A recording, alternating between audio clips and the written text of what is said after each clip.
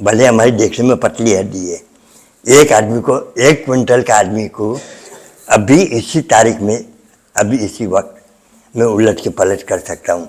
हमने सुना था, पढ़ा था कि तपोबल नाम की कोई चीज़ होती है। आज मैं महसूस करता हूँ। आज मेरी 80 साल की उम्र है। मुझे नहीं लगता है, हमको लगता है कि मैं तो 12 साल का लौंडा हूँ। हम लोग हठ योगी है, जो चीज़ हठ कर लेते हैं फिर हम उसी के अंदर समाहित हो जाते हैं। इसलिए हमको कोई चीज़ असर नहीं करता है। इतनी हमारी गहराई की भक्ति होनी चाहिए, अटूट विश्वास होना चाहिए। हमको मन में ऐसा नहीं लगता है कि आज मुझे भूख लगा है। मेरा पेट और आत्मा हमेशा तृप्त रहता है। ऐसा महाराज जी क्यों आपके मन में आया कि ऐसा हठ योग आपने ले लिया कि हम आजीवन मिर्चा खा करके साधना करेंगे? इसकी भी एक बड़ी लंबी कहानी है। जी।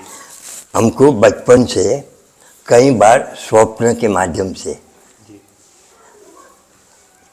हमको 5 निशान बार बार मिलता था कि जैसे नदी का किनारा है, सामने 5 पेड़ खड़े हैं, छठा लेटा हुआ पेड़, जमीन से सटा हुआ पेड़। पहला निशान नदी, दूसरा निशान पेड़, तीसरा निशान पोखरा तालाब, चौथा निशान कुआ, पुराना टाइप का कुआ, और 5वां निशान शिव का मंदिर। ये स्वप्न मुझे महीना, 2 महीना, 6 महीने में बार बार रिपीट होता था बचपन से। तो हमको ऐसा आभास हुआ कि हमारी कोई तपोस्थली, कोई गंगा जी नदी किनारे हमारी तपस्या है। अच्छा भोजन तो सभी लोग पाते हैं, हमने ऐसा भोजन चुना जैसे भोलेनाथ ने विष पसंद किया था, उसी तरह से हमने हरियर मिर्चा सेवन करके अपनी तपस्या आगे बढ़ाने का। रख दीजिए, यहीं कहाँ रखा जाएगा? उसमें रखा।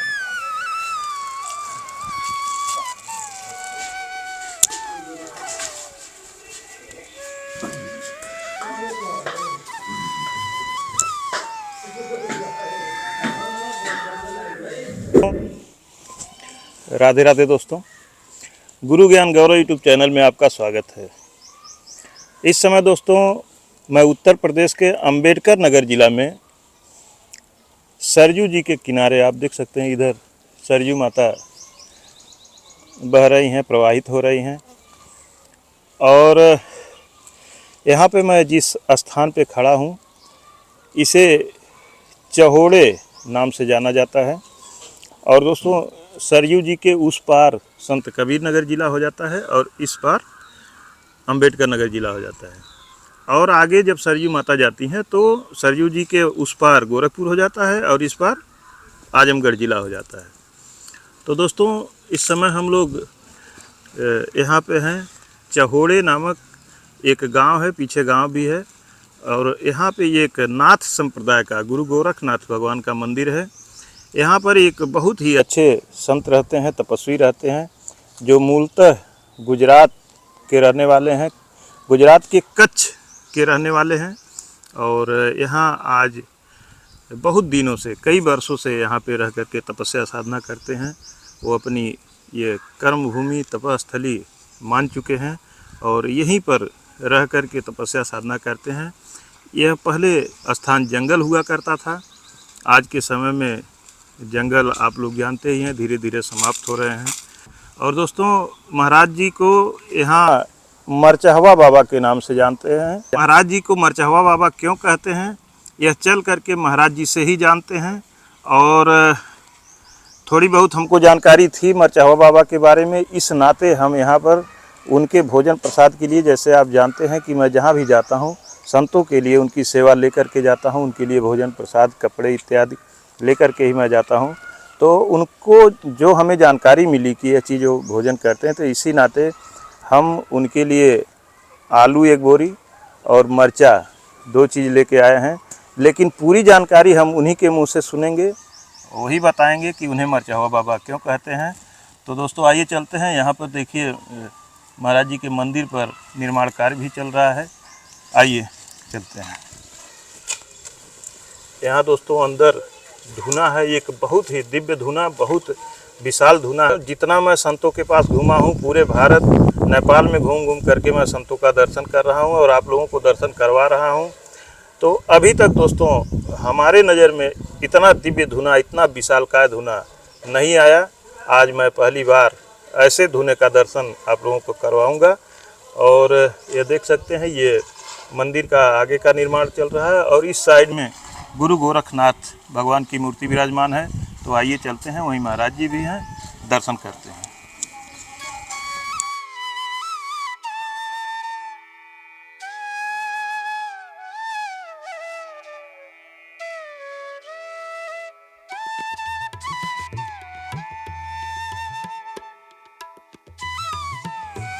महाराज जी, आपको मरचहवा बाबा क्यों कहते हैं?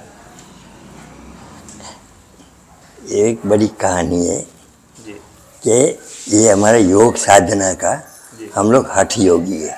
जी तो हठ योगी में हर एक प्रकार की हठ अलग अलग होती है। जी तो अच्छा भोजन तो सभी लोग पाते हैं। जी हमने ऐसा भोजन चुना, जी जैसे भोलेनाथ ने विष पसंद किया था, जी उसी तरह से हमने हरियर मरचा के मरचा सेवन करके अपनी तपस्या आगे बढ़ाने का। तो हमारा एक कटोरी आलू अने आधा कटोरी मरचा, जी हमारा नाम ही मिर्चा बाबा लोग कहते हैं। जी तो ये दिन में एक कटोरी, शाम को एक कटोरी, 2 कटोरी पूरा दिन का मेरा भोजन है। जी तो ये भी एक हमारी एक तपस्या है। आज 40 साल हो गया जी अन्न का त्याग है हमारा। मेवा मिठाई फल फूल ये सब हम नहीं खाते हैं, कभी नहीं खाए? कभी महाराज, 40 वर्ष नहीं। जैसे कोई प्रसाद में लाया, उसका मान रखने के लिए भले चुटकी मुंह में डाल दिया, बाकी हमारी इच्छा नहीं करती है कि मैं अपने लिए बचा के अलग से ये व्यवस्था हमारी नहीं है। जो प्रसाद चलता है, चुटकी लिया मुंह में डाला, बाकी हमारा खास भोजन जो है आलू और मरचा, जी। हमारा मिर्चा बाबा के नाम से लोग मशहूर है।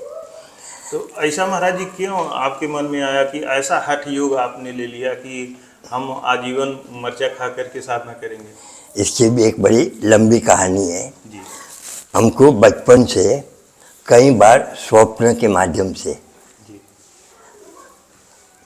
हमको 5 निशान बार बार मिलता था कि जैसे नदी का किनारा है, सामने 5 पेड़ खड़े हैं, छठा लेटा हुआ पेड़, जमीन से सटा हुआ पेड़। जी पहला निशान नदी, दूसरा निशान पेड़, तीसरा निशान पोखरा जी तालाब, जी चौथा निशान कुआ, पुराना टाइप का कुआ, जी और 5वां निशान शिव का मंदिर। ये स्वप्न मुझे महीना, 2 महीना, 6 महीने में बार बार रिपीट होता था बचपन से। तो हमको ऐसा आभास हुआ कि हमारी कोई तपोस्थली, कोई गंगा जी नदी किनारे हमारी तपस्या है। तो ये छानने के लिए हमने उत्तर भारत, बाबा अमरनाथ, केदारनाथ से लेकर कन्याकुमारी तक, यानी राजस्थान से लेकर गंगा सागर तक भ्रमण करके, जहाँ जहाँ हमको शंका हुई हमने भ्रमण करके छाट लिया। लेकिन कहते हैं ना कि जो लाइन का आदमी होता है तो भगवान उसी से मिलाप कराते हैं। जी हाँ? कोई शराबी होता है तो शराबी मिल जाएगा, अरे कोई भक्ति लाइन का होगा तो भक्ति लाइन का माध्यम मिल जाता है। जी महाराज जी, समान विचारधारा वाले लोगों को समान विचारधारा के लोगों से भगवान मिलाते हैं। तो हमारी बचपन से ही भक्ति लाइन में हमारी रुचि थी। हम तो शादी भी नहीं करने वाले थे, लेकिन मेरी माँ ने, हमारी बड़ी भौजी, उन्होंने ज़बरदस्ती करके शादी कराया। शादी के वक्त भी हम अपनी पत्नी से कोल करार किया था कि 50 साल गृहस्थाश्रम का हम निभाएंगे, 51 साल के बाद, जिसको कहते हैं वानप्रस्थाश्रम, हम घर छोड़ देंगे। अगर ये शर्त मंजूर है तो आप मुझसे शादी करिए। वो मान गई। वो सोचे कि पहले संसार होने दो, बाद में खुली माया में लिपट जाएगा। लेकिन ऐसा नहीं था। हमने गोरखपीठ, गोरखपुर वाली बाबा अवैधनाथ जी से हमने 40 साल से कांटेक्ट में शुरुआत कर दी।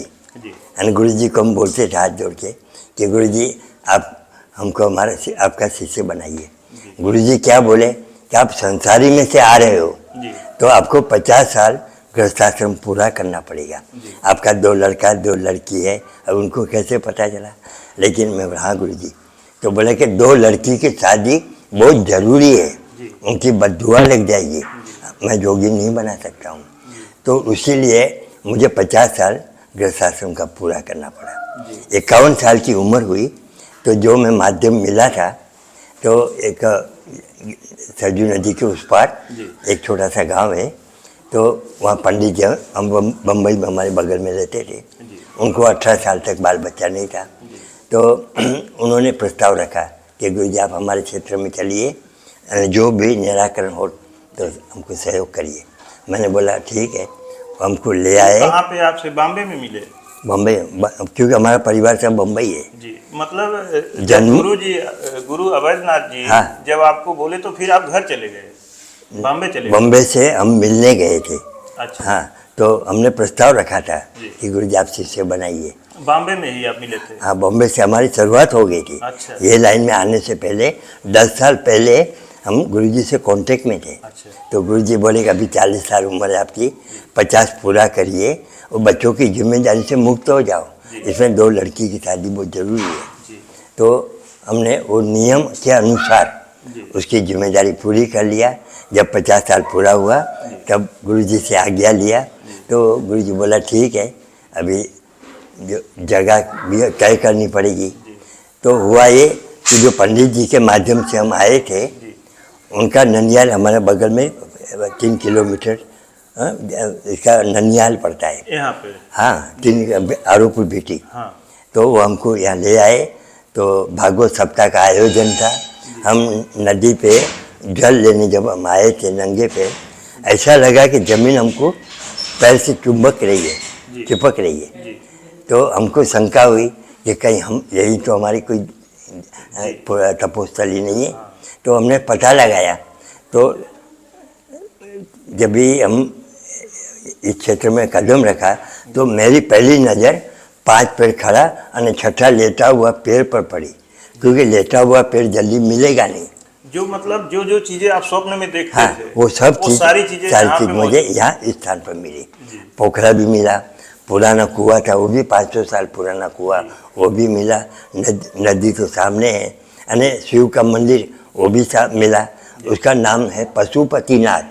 और पशुपतिनाथ और गोरखनाथ से संबंध है, नेपाल काठमांडू।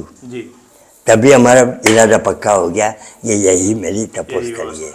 तो गुरुजी के सामने हमने प्रस्ताव रखा कि गुरुजी ऐसी ऐसी जगह है, मेरा मन करता है हम यही अपनी तपोस्थली बनावे।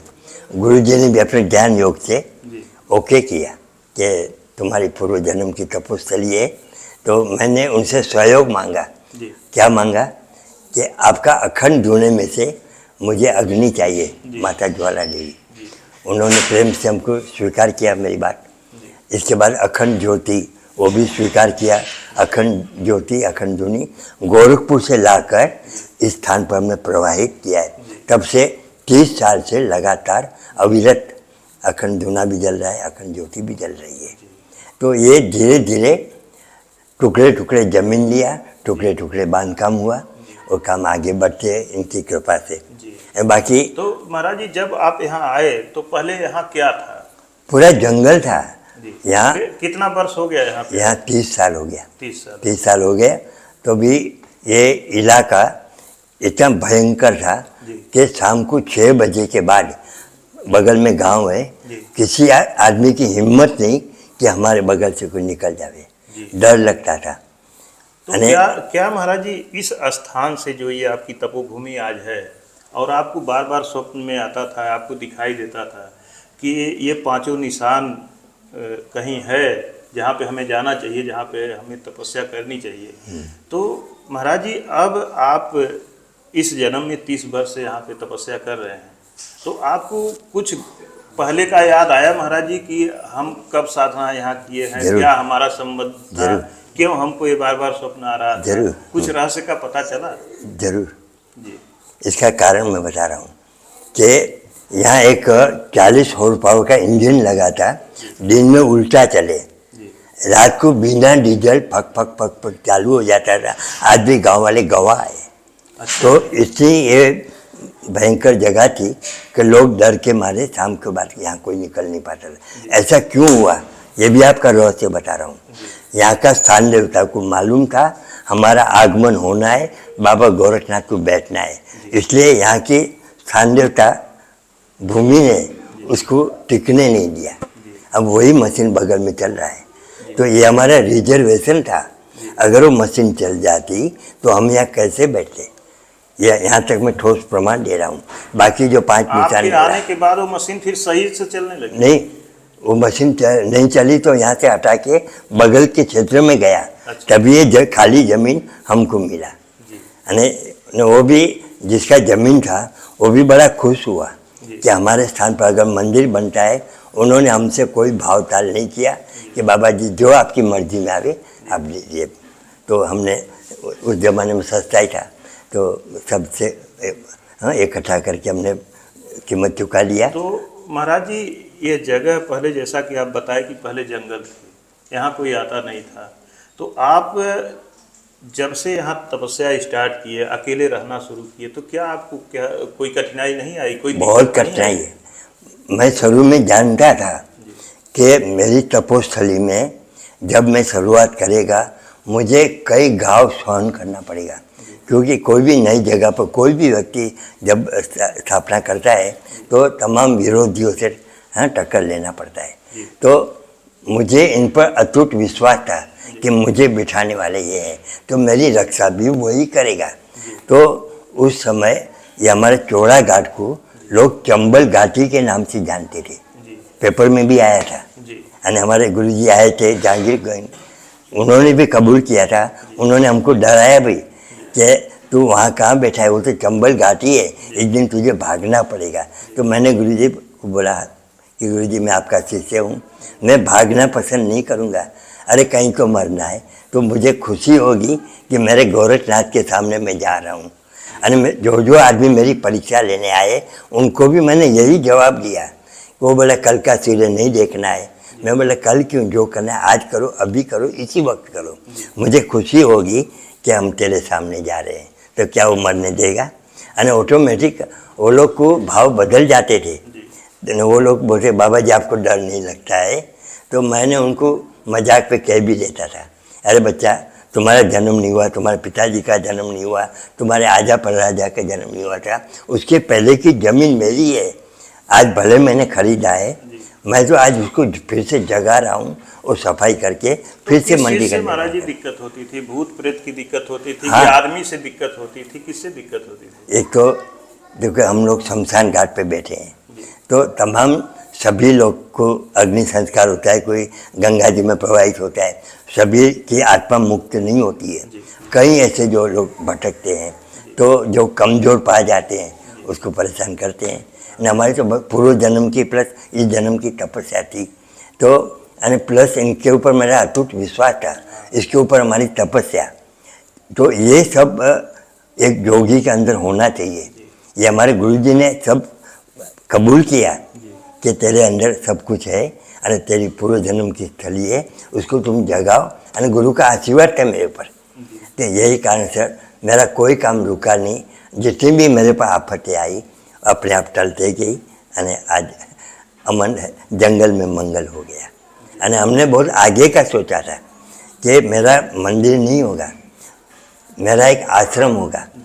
इसका नाम बचपन में मैंने रख लिया था, अलखनाथ धाम सेवा आश्रम। ये मेरे मन की इच्छा थी कि मैं एक ऐसा आश्रम बनाऊंगा जो दुनिया से अलग हो, अलख धाम सेवा आश्रम। तो मैंने वो नाम, इसी धाम का नाम भी रख लिया। और धीरे धीरे ज़मीन लिया, धीरे धीरे बांधकाम हुआ, और लोगों के आगे की व्यवस्था बनाने के लिए हमने बांधकाम के ऊपर ज़्यादा विशेष ध्यान दिया। अगर कोई दूर से यात्री आते हैं तो रात सोएंगे तो मैं जगह कहाँ दूँ। और फिर जैसे जैसे लोगों को अनुभव होते गया, कुछ इनका चमत्कार, कुछ हमारी तपस्या, लोगों को फ़ायदा हो गया, तो वो लोग ही मेरा प्रचार करने लगे। मैं स्थान छोड़कर मैं कहीं बाहर नहीं जाता हूँ। आज 300 साल हो गया। यहाँ तक का रिकॉर्ड है कि पूरे क्षेत्र में आप किसी से भी पूछेंगे कि बाबा जी किसी से 1 रुपया मांगा हो, अगर मुझे मांगना होगा मैं इनसे मांगूंगा, जी। और वो किसी न किसी आदमी के मन में बैठकर जी महाराज मेरा जी, वो काम तो निपट सत्य है, लेता वो है। सबको वो पहुंचाते हैं। हम अनुभव करते हैं, एहसास करते हैं, एहसास करते हैं। तो महाराज जी आपने हठ क्यों लिया? आप बताए, अभी कह रहे थे कि उसके पीछे भी कुछ रहस्य है, तो हठ महाराज जी आपने क्यों लिया कि मैं मरचा ही खाऊंगा? देखो, भक्ति मार्ग में कई लाइन होती है। जी जैसे डॉक्टर में होम्योपैथिक, एलोपैथिक, आयुर्वेदिक, तो हमारी भक्ति लाइन में कई प्रकार की लाइन होती है। एक होता है पूजा पाठ करते हैं, कोई हवन करता है, हाँ, कोई प्रवचन करता है, कोई संगीत भजन कीर्तन करता है, कोई तपस्या करता है। तो मैंने ऐसा तपस्या हमने मांगी कि जो कठिन से कठिन हो। हम तो कल युग में इस तपस्या करना है, तो सतयुग द्वापर त्रेता वाली तो तपस्या कर नहीं पाएंगे। तो एक चीज़ पकड़ के हम उसी में अपना समय व्यतीत कर देंगे, बाकी हमको शक्ति ये देंगे। तो हमने मन में थाम लिया कि मेरा आलू मरचा मेरा भोजन रहेगा मरते दम तक, हम दूसरा वस्तु नहीं खाएंगे। तो हम लोग हठ योगी है, जो चीज़ हठ कर लेते हैं फिर हम उसी के अंदर समाहित हो जाते हैं। इसलिए हमको कोई चीज़ असर नहीं करता है। ये जैसे होता है ना कि इंसान को लालच, भक्ति मार्ग में सबसे बड़ी बाधा क्या है कि ये आपकी परीक्षा लेगा, तमाम प्रकार की परीक्षा लेगा। मोह माया, रुपया पैसा, खाने पीने के 36 जात का व्यंजन आपके पास पिसेगा। लेकिन ठीक है, जो भी आता है मैं पब्लिक में बांट देता हूँ। मेरा आलू मरचा मैंने, इसमें हमको सब चीज़ का स्वाद भी मिलता है। उसी में सब स्वाद मिलता है, स्वाद मिलता है हमको। जैसे पकौड़ी खाने का मन करता है, अगर वही एक चम्मच मुंह में डालेगा हमको पकौड़ी का स्वाद आता है। मीठा खाने का मन करता है। ये मन जो है, ये बड़ी मेहनत से, ये साधना से ये चीज़ ग्रहण तो होती मन है। में तो महाराज जी आप सोच लेंगे कि ठीक है मैं मीठा खा रहा हूँ, मन को संतुष्टि तो मिल हाँ, सकती है, तो- लेकिन महाराज जी जीभ का जो स्वाद होता हाँ, है वो तो अगर आप मीठा खाएंगे तो मीठा लगेगा। हाँ। मरचा खा रहे हैं तो महाराज जी वो तो कैसे आपको मिलता है, कैसे मीठा हाँ, लगता है? ये साइंस का विषय है, जी साइंस का विषय है। अभी एक मीराबाई का उदाहरण दूँ जी कि उन्होंने जहर पी लिया था, जी हाँ, वो कितने भाव से पी लिया था। जी तो ये अगर हम भगवान का प्रसाद समझते हैं तो जहाँ जहर में से अमृत बन जाता है तो मीठा नमकीन तीता के कोई सवाल ही नहीं आता है। लेकिन इतनी हमारी गहराई की भक्ति होनी चाहिए, अटूट विश्वास होना चाहिए। जी हमको मन में ऐसा नहीं लगता है कि आज मुझे भूख लगा है। जी मेरा पेट और आत्मा हमेशा तृप्त रहता है, क्योंकि 50 साल जो हमने जन्मभूमि कच्छ, कर्मभूमि बम्बई 40 साल, बम्बई जैसी विशाल नगरी में भी हमने वहाँ का सब देखा। इससे हमको एक अनुभव मिला कि ये सब माया नगरी है। कहीं ऐसे स्थान पकड़िए कि जहाँ मन को शांति मिले। तो ये जगह हमको बड़ी अच्छी लगी। हम बोला आगे होगा जो देखा जाएगा, बाकी इनकी कृपा है। तो हमने, लोग कहते हैं चंबल घाटी, हमने अच्छी जगह तो सभी पसंद करते हैं, लेकिन मैंने ऐसी जगह पसंद किया कि जहाँ कम लोग आगे बढ़े। तो हमने इस जगह का नियुक्ति भी किया और इसके पीछे सतत श्रम અને सेवा और प्लस इनका पर अटूट विश्वास। लोग आते गए, मेरी परीक्षा लेते गए। कहते हैं कि जिसकी जैसी रही भावना हरी मूर्त देखिए। अगर आप प्रेम से बात करते हो मैं प्रेम से बात करूँगा, ना अगर उसी प्रकार के लोग आते हैं तो मैं उनको समझा लेता था, अरे भाई साहब मैं 40 साल बम्बई काटे हैं, आप जो अभी ये जो सीख रहे हो ना, वो हमारे यार दोस्त से लोग हमको साथ में रहते थे, चलते फिरते लेकिन थे। महाराज जी कुछ लोग होते हैं कि प्रेम की भाषा को मानते ही नहीं हैं, उन्हें प्रेम समझ में ही नहीं आता है, फिर उनको आप कैसे तो समझाते उनको हैं? वही भाषा में मान समझाते लीजिए थे। कि कोई लाठी लेके आता है किसी के पास कि आपसे और वो मार करने जाता है, मार अगला नहीं, आदमी उनसे प्रेम करता है तो कैसे चले? हमारे ऊपर बंदूक, कट्टा, चाकू, लाठी लेकर भी 25-25 आदमी हमको मारने आए थे। हमने एक ही बात बोला कि एक आदमी को मारने के लिए 25 आदमी की क्या ज़रूरत है। आइए, एक एक आदमी आइए।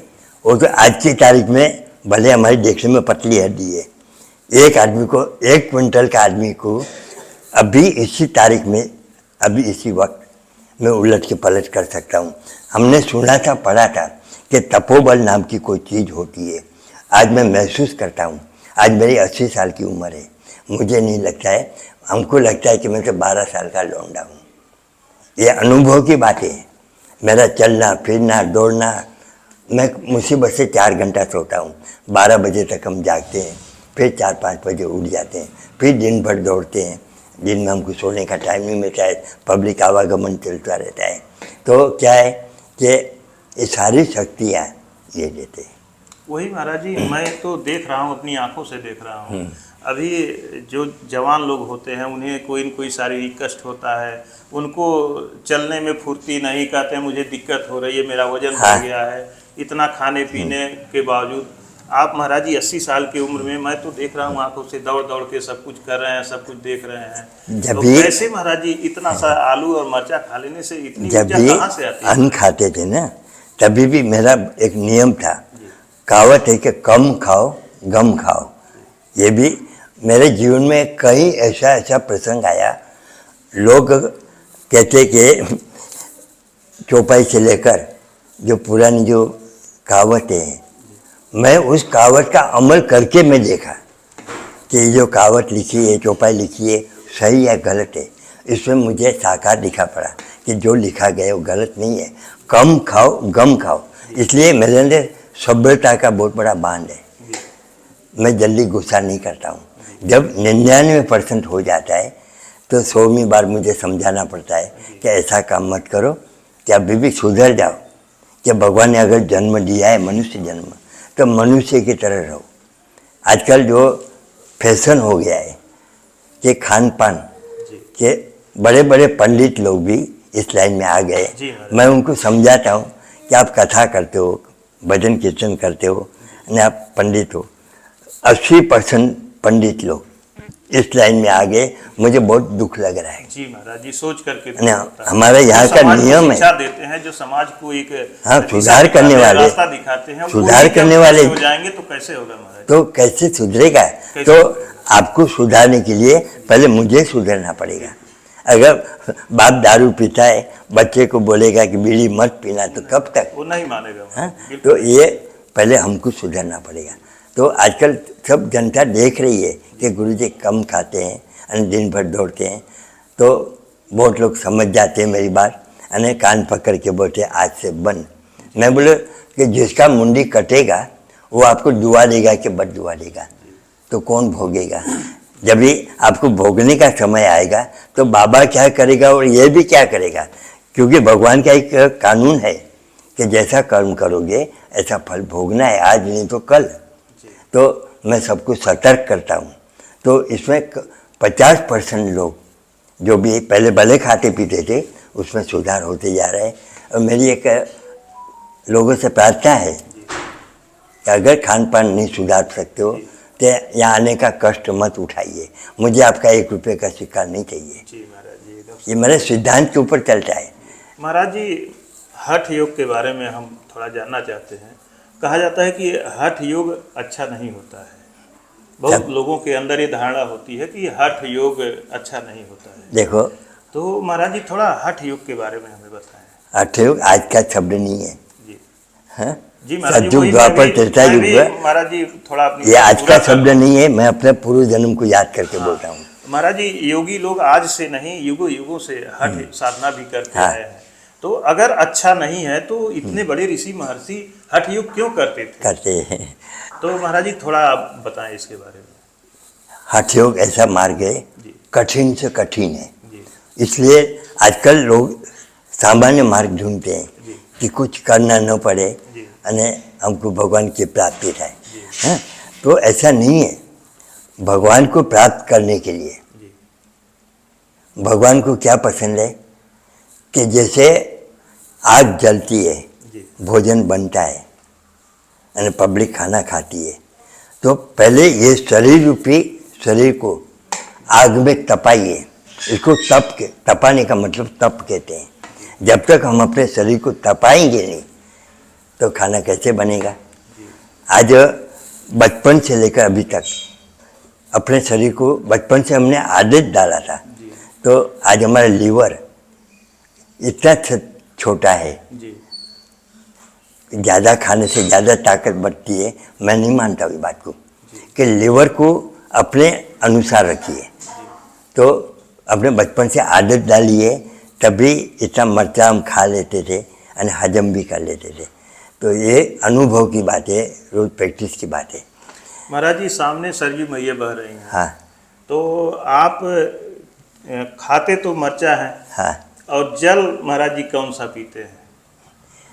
अभी आपको हंसी आएगी, लोग हमारे गंगा जी में स्नान करने के लिए दूर दूर से लोग आते हैं, हाँ बराबर।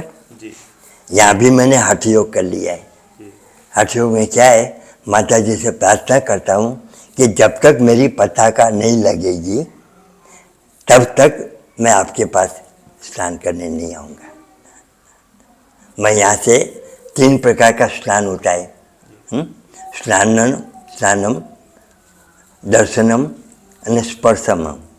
स्पर्श किया सर पीछे, वो भी स्नान हो गया। तो हमने दर्शनम, स्पर्श भी नहीं कर सकता हूँ, स्पर्श करने के लिए मुझे वहाँ जाना पड़ेगा। तो मैं अपनी गद्दी पर बैठे बैठे माता जी का 24 घंटा दर्शन कर रहा हूँ, वो भी मेरा स्नान है। जी बिल्कुल। नहाने से कुछ नहीं है, तो महाराज गंगा जी को अपने हृदय में क्यों बिठाइए। आखिर महाराज जी आपने ये हट कर लिया कि मैया स्नान नहीं करेंगे? कौन सी पताका महाराज जी लगवाना? देखो, शिव और शक्ति, जी हाँ, तो शिव बड़ा कि शक्ति बड़ी। मैं लोगों से प्रश्न पूछता हूँ, जी तो हर माने में शक्ति बड़ी होती है। शक्ति बड़ी। तो जब तक हम शक्ति की उपासना नहीं करेंगे, मैं इनका शिष्य बराबर है, जी पर मेरी माता कौन है? माता ज्वाला देवी, जी जिसको काली माई बोलो, पार्वती बोलो, चाहे सरस्वती बोलो। जी तो ये जो शक्ति स्वरूपा, जी मैं उनका पुजारी हूँ। जी तो जब माता जी को मैं अपने हृदय में थाम लिया, जी यानी उनकी मेरे पर असीम कृपा है। जी लोगों के स्नान करने के तो एक मन को तसल्ली देने के लिए है, हाँ महाराज जी, वो हाँ? तो शरीर को स्नान कराया जाता है। लेकिन मैं मन से स्नान कर लेता हूँ, आपका दर्शन हो गया, मेरा स्नान हो गया। तो क्यों महाराज जी ये हट किए हैं कि हम स्नान नहीं करेंगे, जाके अपने शरीर को माता जी आपके अंदर नहीं ले जाएंगे? शरीर डुबा के मैं कई लोगों को देखता हूँ, सुबह स्नान करते हैं और दोपहर को जाके मुर्गा मछली, हाँ। शाम को दारू पीते हैं, तो अन्य दूसरे दिन फिर स्नान करके हाँ। जाते हैं। तो मैं कुछ ये जो रिवाज है, मैं उसको पसंद नहीं करता हूँ। मेरा अलग धर्म दुनिया से कुछ अलग है। जी अभी कोई मुझसे पूछेगा जी कि बाबा जी आपकी तंदुरुस्ती का जी या आपकी तरक्की का राज क्या, जी तो मैं क्या जवाब दूँ? मैं अपने अनुभव से जो मैंने पाया, मैं तो उसी के बारे में तो व्याख्या हाँ, बताऊंगा। वही हाँ, सही। आप कैसे आगे बढ़े हो वो आप जानो, और मैं कैसे आगे बढ़ा हूँ वो मैं जानूंगा। सही। तो ये मेरा अनुभव है। आप किसी भी यात्री से आप पूछेंगे कि बाबा जी किसी के सामने हाथ नहीं फैलाएंगे। अगर मुझे घेर छोड़ के बाहर जाना नहीं है, किसी से मांगना नहीं है, तो मेरा संचालन कौन करेगा?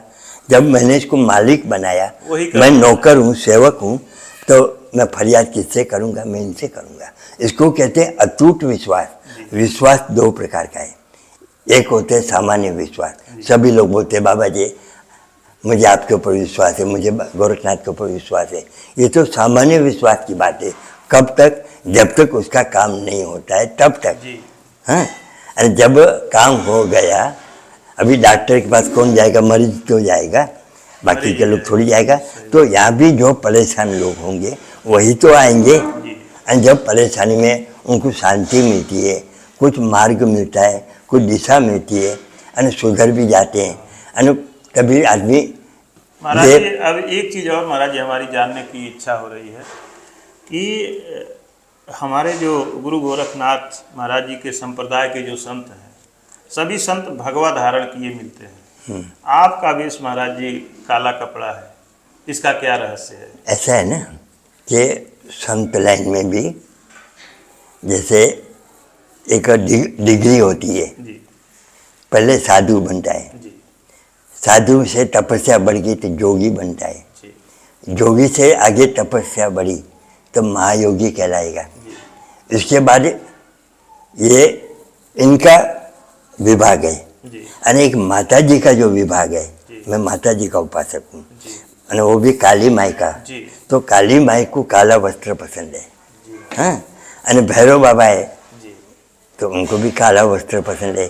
तो हमारा जो, मुझे जिससे पावर लेना होता है, जी मैं इनसे पावर, इनको मैं इष्ट माना हूँ, जी। लेकिन मेरी माता जगदम्बा साधना है, मैया की। काली माई, तो मैं उनका उपासक हूँ। जी तो महाराज जी, काला मेरा वस्त्र ये में जो धारण अंदर करना। भ्रम हो रहा था महाराज जी, वो दूर हो गया। लेकिन ये सबके बस का नहीं है। इसका कारण बता रहा हूँ कि वस्त्र पहनने से भी दिमाग पर असर होता असर है। होता है महाराज। इसका कारण बता रहा हूँ।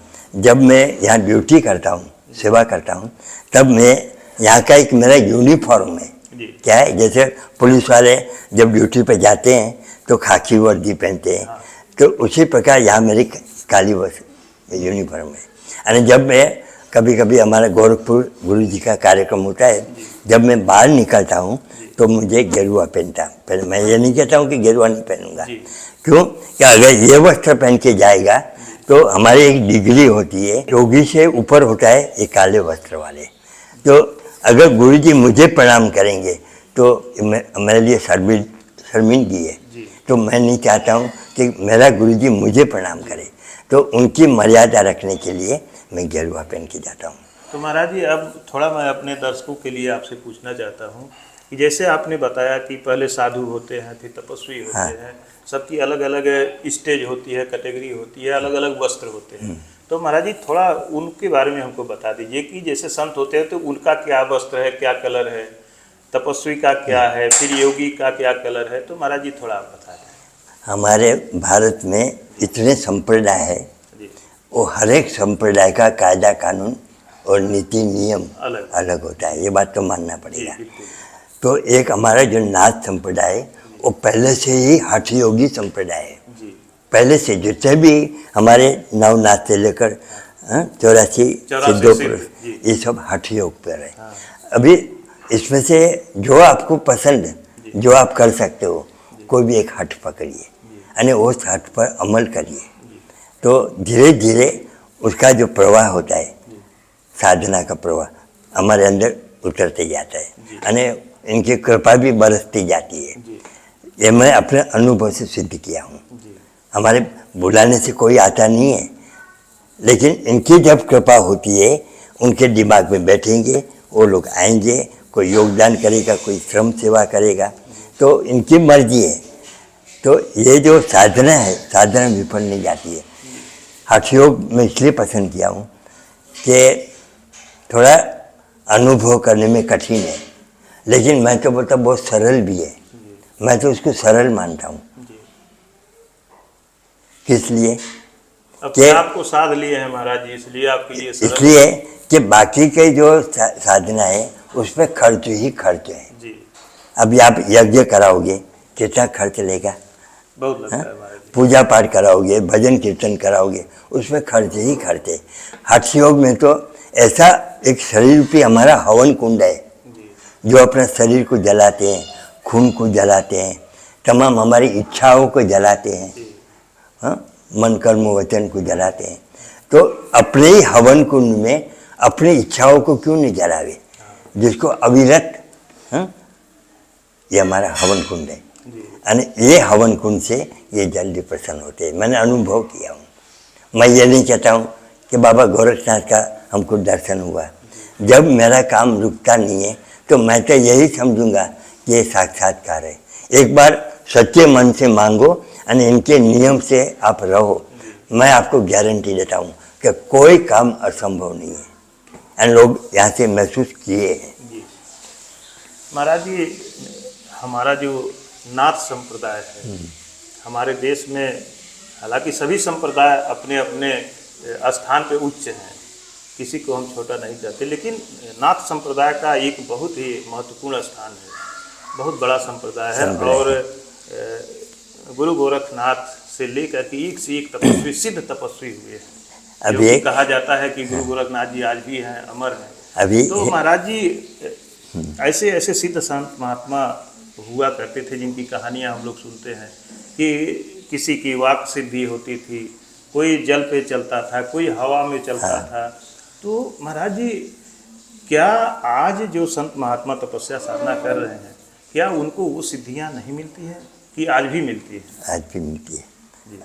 कल युग में भगवान इतना सरल हो गए हैं जी कि आपको कुछ पूजा पाठ करने की जरूरत नहीं है। जिसको कहते हैं अजुपा जाप, सोहम सोहम, अलख निरंजन अलख निरंजन, चलते उठते बैठते सोते जागते, अगर ये छोटा सा मंत्र अलख निरंजन, ये बाबा गोरखनाथ का दिया हुआ मंत्र है। तो जब शिव समाधि में रहते हैं तो जो ब्रह्मांड का जो सर्जन है उनका संचालन है, तो अपने शरीर में से एक ज्योति निकलती है, उसी में से नाथ संप्रदाय की पैदाइश हुई है। यानी ये नाथ संप्रदाय, बाबा गोरखनाथ ये शंकर जी का ही अवतार है। यानी वो जिसको कहते हैं एक होता है स्थिर यानी एक होता है चलायमान। जो शिव है वो स्थिर है, एक जगह पर स्थिर है। यानी ये जो बाबा गोरखनाथ है वो चलायमान है। तो संसार में अगर चलायमान नहीं रहेगा तो सुख दुख का कैसे पता चलेगा, लोग कहाँ कहाँ भटकेंगे। तो हमारे शिव ने दो विभाग बना लिया है। जो लोग शिव की पूजा करते हैं चलो वो भी ठीक है, और जो लोग शिव की पूजा नहीं कर सकते हैं, यानी घर में परेशान है और तमाम प्रकार की बुराइयों से भरे हुए हैं, तो उनको मार्ग कौन दिखाएगा। तो एक नाथ संप्रदाय ऐसी रचना बनी है कि भ्रमण करिए और जहाँ जहाँ बुराई है वहाँ आप रास्ता दिखाइए, भूले भटके लोगों को मार्ग दिखाइए। तो हम गुजरात छोड़ा, महाराष्ट्र छोड़ा, हम यूपी में आ गए, अपनी तपोस्थली पर आए हैं। यानी ये तपोस्थली से जितना मेरा नाथ संप्रदाय का जो इनका मुख्य रहस्य, गोरखनाथ का जो रहस्य है, ऐसा तो कथा करने जाऊं तो महीना बरसों बीत जाए, लेकिन संक्षिप्त में मैं इसका रहस्य लोगों को समझाता हूँ। रहस्य में यह है कि आपको कोई पूजा पाठ करने की जरूरत नहीं है। पहले आप अपना खान पान शुद्ध बनाइए। हाँ, तो क्या महाराज जी इस आत्मा का लक्ष्य इस स्थान पे ही पूरा हो जाएगा? जरूर जरूर, मैं वचन देता हूँ। महाराज जी, जो गृहस्थ जीवन में रह रहे हैं उनको अपने घर में गृहस्थी में रह करके कौन सा साधन करना चाहिए कि उनके जीवन का कल्याण हो? बहुत कम, 100 नहीं 1000 की बात करता हूँ, नहीं 1000 के बाद 1 लाख की बात करता हूँ। 1 लाख गृहस्थाश्रमी में से एक व्यक्ति उसमें से बाहर निकल पाएगा, बाकी वो भंवर में बच वही महाराज जी, जो लोग अपने घरों में ही रह रहे हैं, अपने गृहस्थ जीवन का पालन कर रहे हैं, वो भी उनके लिए तो कुछ उपाय होगा, कुछ रास्ता होगा कि वो भी अपने जीवन का कल्याण कर लें, भजन साधन या जैसे भी कर पाए, कुछ मार्ग। बहुत सरल उपाय है।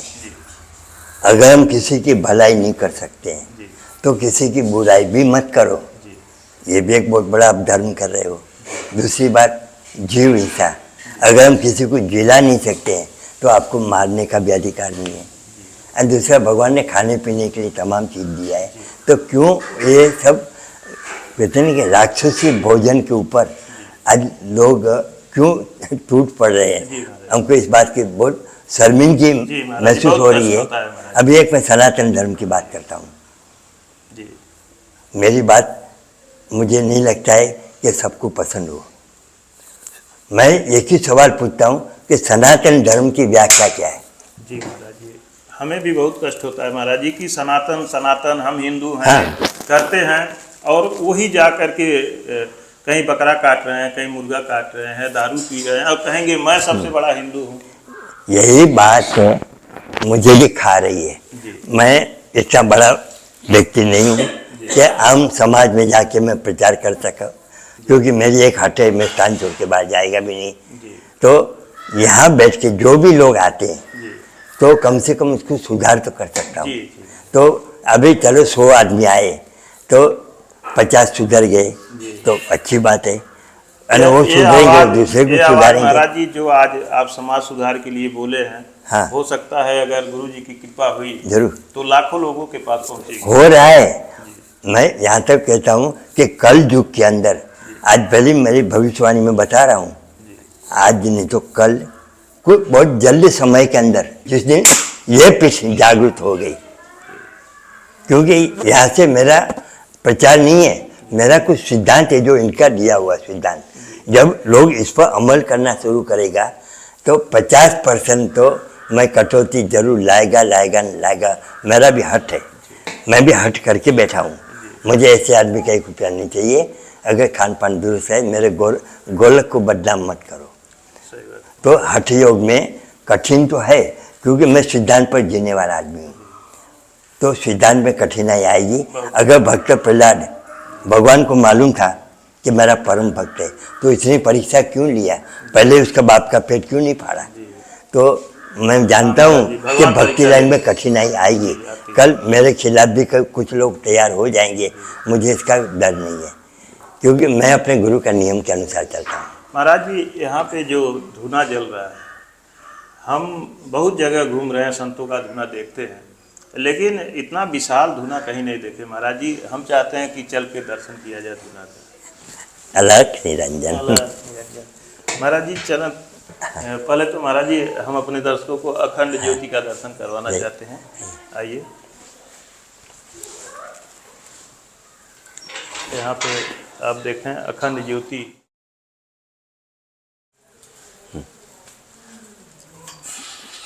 यहाँ दोस्तों आप देख सकते हैं माता रानी विराजमान है। माता जी की साधना महाराज जी करते हैं। ये है आद्य शक्ति हमारी जी, इनके बिना सब अधूरा है। जी, हम इनके उपासक हैं। जी, माता रानी के उपासक हैं महाराज जी। और महाराज जी बहुत अद्भुत संयोग है कि नवरात्र का महीना भी चल रहा है इस समय, चैत्र नवरात्रि, और माता रानी का दर्शन हमें भी मिल गया। कलश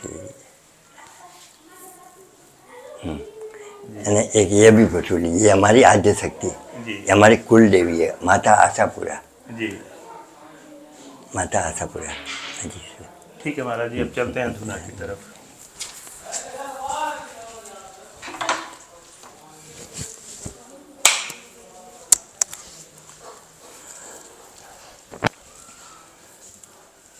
दोस्तों ये अखंड धुना है, जो मैंने कहा अभी कि बहुत विशाल धुना, ऐसा धुना मैं पहली बार यहाँ पे देख रहा हूँ। ये धुना 15 फुट गहरा है जी, अनाज भरते भरते ऊपर आए। गोरखपुर से अग्नि लाके यहाँ उतारा गया है जी। तब से 30 साल हो गया, लगातार अविरत चालू है। यह धुना अनवरत जल रहा है। तो महाराज जी इधर, हाँ, ये हमारे माता जी की स्थापना। जी दोस्तों, यहाँ भी आप देख सकते हैं माता जी विराजमान हैं। शिव और शक्ति और गणेश जी। जी, शिव शक्ति और गणेश।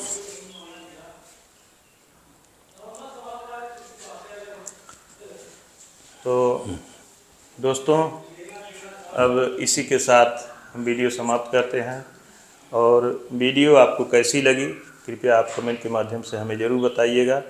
और अगर वीडियो आपको अच्छी लगी हो तो कृपया लाइक कीजिएगा, अपने दोस्तों के साथ शेयर कीजिएगा। ठीक है महाराज जी, धन्यवाद।